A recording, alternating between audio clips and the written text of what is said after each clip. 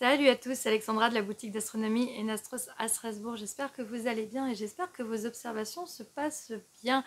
Avec le petit café du matin aujourd'hui, j'avais envie de vous parler un petit peu des éphémérides 2024 sur l'été qui arrive. On est fin juin, juillet, août arrive en espérant que les beaux jours viennent avec. Et il y a pas mal de petites choses à aller observer. On va voir tout ça dans cette vidéo. C'est parti.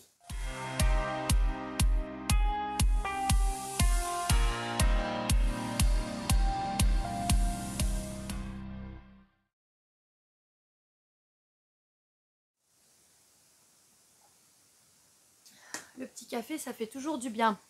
Si jamais vous pouvez vous aider de bouquins comme cela, entre autres, les éphémérides, voilà, qu'on va retrouver tout au long de l'année. Donc soit le ciel et espace, ici le hors-série qui sort chaque année. Merci beaucoup à Philippe de me l'avoir offert. Vous avez bien sûr le ciel à l'œil nu de Guillaume Canas.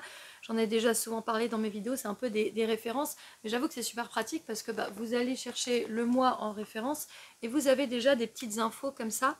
Voilà, à aller voir sur au moins les basiques, la Lune, les planètes. Après, il y a d'autres choses à aller observer en ce moment. On va en parler furtivement ici. Vous pouvez également vous aider de logiciels comme Stellarium. Et d'ailleurs, regardez, je vous l'affiche. Nous avons donc Stellarium que je viens d'ouvrir sur mon ordinateur. Vous avez également les versions en application sur votre téléphone. Alors, je suis en train juste de modifier. Donc, on est bien à Strasbourg. Il y a juste... non, en fait, je n'ai pas besoin d'aller dans les configurations. Je vais laisser comme ça. Sur la partie des planètes, donc là, c'est vrai que sur le mois de avril et mai, on n'avait pas forcément de planètes observables. J'en avais parlé dans une de mes autres vidéos. Les planètes commencent à apparaître à nouveau le matin. Donc, si vous allez un petit peu plus tard, là, dans la nuit, on va avancer. Vous voyez, il est midi. Je fais la vidéo à midi, avant l'ouverture de la boutique. Les nuits tombent assez tardivement puisque nous sommes en été. On va avoir donc notre triangle de l'été qui apparaît. On va avoir du côté nord donc Cassiopée, tout le ciel d'automne ici avec Persée, Andromède qui est encore très basse, très proche de l'horizon nord-nord-est. Et donc si vous attendez le matin, un peu avant le lever du soleil, vous allez avoir donc les premières planètes, d'abord Saturne qui arrive. On va avoir la Lune, donc bien sûr qui se décale nuit après nuit, donc ça c'est demain matin, qui sera déjà passé, puisque je tourne cette vidéo jeudi, donc c'était hier matin au moment où vous regardez ma vidéo, vendredi matin. Et donc si je mets samedi matin, donc il y avait, vous voyez, le 28, 29, 30, 31. Voilà, 31, non, il n'y a pas 31 jours, Alexandra, dans le mois de juin, il y en a que 30. Par contre, il y en a deux, il y a juillet et août, il y a 31 jours, Alexandra, on est d'accord. Donc 1er juillet, là vous avez donc la Lune qui défile à côté des planètes du matin. Donc, vous aurez la même chose, je crois, du coup, en juillet, un petit peu avant. On va regarder si vous avancez en août, voilà, pareil. La Lune est déjà passée, puisque voilà, vous avez les cycles qui ne sont pas de 31 jours parfaits, donc c'est fin juillet. Voilà, vous avez en fait 2 fois la Lune le matin au cours du mois de juillet sur les planètes du matin. Sauf que là, vous voyez, il est 4 heures, donc on est sur des observations qui sont très tôt ou très tardives. Si vous commencez les observations à 22h30, il va falloir veiller un petit peu toute la nuit, sinon vous mettez votre réveil. Voilà, vous avez donc ici, on va revenir en juillet, c'est pas mal.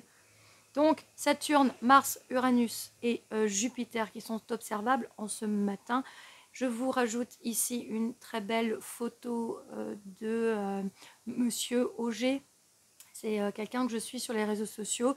Il a photographié les anneaux de Saturne sur plusieurs années et je fais donc le rebond sur la fermeture des anneaux, ma vidéo que j'ai fait il y a un mois. Je suis super, enfin cette photo elle a circulé sur les forums, elle est superbe, elle est incroyable, bravo, bravo, vraiment je l'ai repartagée sur mon Facebook Enastros, elle est, enfin voilà, on voit bien la fermeture des anneaux, donc en ce moment ils sont déjà vraiment assez fermés. Allons voir ça avec le logiciel. Saturne, entrée, voilà, vous zoomez, là vous voyez, donc elle est observable le matin très tôt et les anneaux sont quasi déjà à plat. Voilà, donc après, ils seront complètement à plat. Vous regarderez ma vidéo voilà, sur toute l'année 2025. Saturne, observable. Donc les planètes le matin, bien sûr, comme la Terre tourne autour du Soleil, on va les voir de plus en plus tôt. Il y avait également Neptune, si jamais. Et si vous avancez, donc voilà, on va refaire un petit tour de juillet. Mars passe à côté d'Uranus. Mars, forcément, hein, c'est la 4e planète qui tourne autour du Soleil, donc elle a une révolution plus rapide que Uranus et Neptune, qui sont beaucoup plus éloignés. Elle passe dans le Taureau, ici c'est Aldébaran, notre ciel d'hiver là. Donc on a vraiment un joli petit groupe d'étoiles, enfin vraiment un petit ensemble avec les Pléiades. Hein, je ne sais pas si vous avez vu, donc là fin juillet, début août, c'est vraiment super sympa à aller observer. Regardez, je vous remets juste un petit peu en arrière. Vous avez vraiment la Mars qui passe. Là, le matin, vous êtes les 4 heures. Hein. Vous avez donc Saturne d'ailleurs qui est bien placé, qui est assez haute. Et là, vraiment, vous avez ce petit groupe-là, cet ensemble, Uranus, Neptune, Pléiades, Aldébaran, Jupiter, qui est super sympa à voir sur toute la fin juillet, début août. On voit que Mars, très proche de Jupiter, le 14 août. Ça va vraiment être superbe, ça à observer avec Aldébaran, là. Vous avez vraiment les deux, là, hop, qui sont vraiment très proches. C'est vraiment chouette. Et le lendemain, elle sera passée. Donc sur 3 jours, 14, 15, 16 juillet, vous pouvez voir le déplacement de Mars par rapport à Jupiter. C'est vraiment très beau comme phénomène à observer. Également, sur votre ciel après d'été, vous avez le grand classique, triangle d'été, objet du ciel profond. Vous pouvez aller voir mes vidéos sur l'Atlas du ciel qui est sur mon site internet www.enastros.fr. Hein. J'ai fait toute une rubrique Atlas du ciel avec mes vidéos à l'année des astres que vous pouvez aller découvrir.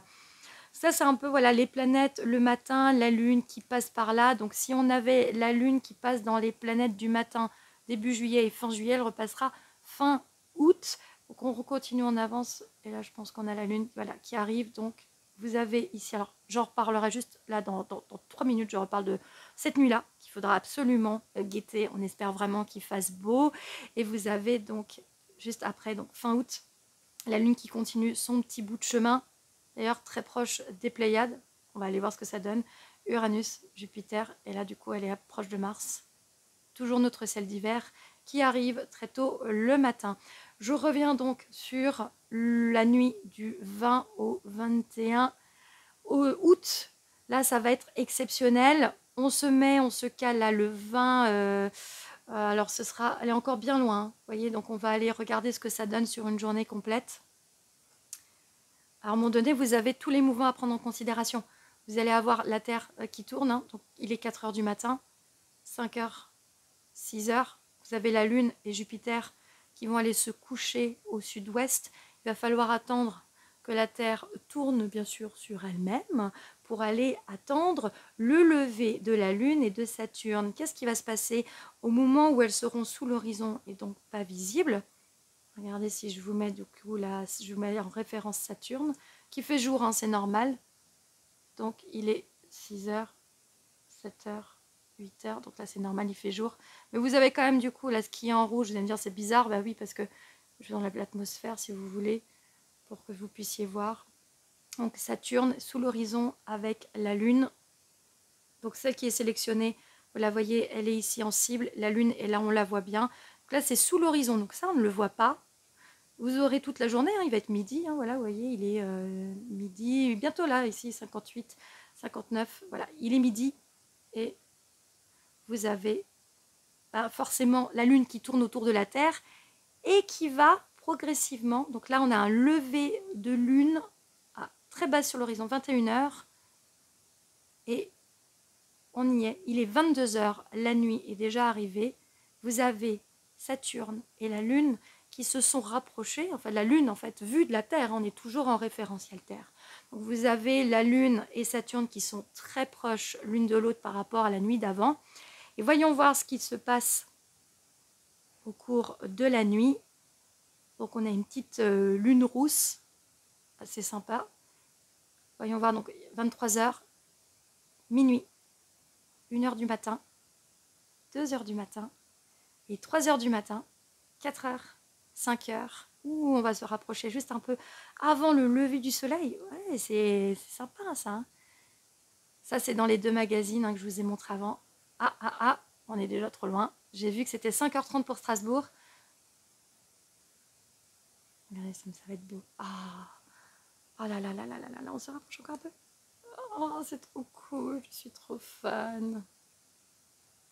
Et voilà, vous avez l'occultation de Saturne, donc juste un peu, alors c'est vraiment c'est 1 heure, donc 5h30, un peu avant, hein. Vous mettez vos instruments à 5h25. Regardez sur Stellarium par rapport à votre localisation, géolocalisation, parce que là ça marche pour Strasbourg. En bas ici, vous voyez, j'ai Strasbourg.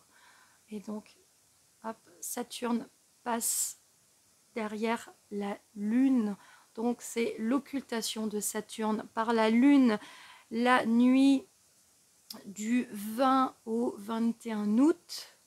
Donc c'est le 21 août au matin, très tôt, entre, vous mettez le réveil à 5 heures. Je dézoome un petit peu, vous allez voir comment elle va passer derrière. Et donc ça dure 1 heure. La Lune passe devant la trajectoire de Saturne. Donc ça fait partie des petites choses, des petits phénomènes à aller voir. Retenez bien la date. On arrive, le soleil, on voit que le fond change, c'est la luminosité, hein, 6h19, et ben, le soleil arrive sur Strasbourg. N'oubliez pas qu'on a un référentiel, nous, les jours, le soleil arrive plus tôt le matin que Brest. Hein. Donc, il faudra attendre 28-29 minutes avant que le soleil arrive. Donc là, il fait encore nuit sur Brest.